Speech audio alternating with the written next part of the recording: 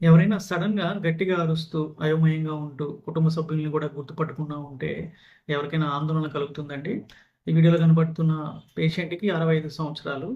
ఉన్నట్టుండి పెద్ద పెద్దగా కేకలు వేస్తూ, అరుస్తూ, ఇంట్లో వాళ్ళకి సమాధానం చెప్పకుండా వీధిలోకి పరిగెడుతా ఉంటే నా దగ్గరికి తీసుకొచ్చారండి.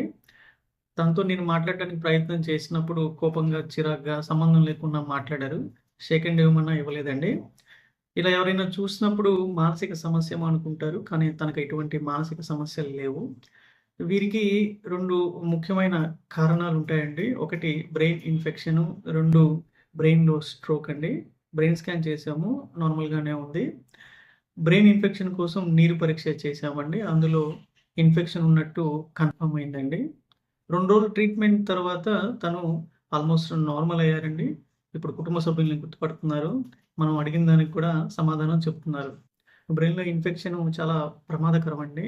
సకాలంలో గుర్తించకపోతే ప్రాణాపాయ స్థితి ఏర్పడవచ్చు.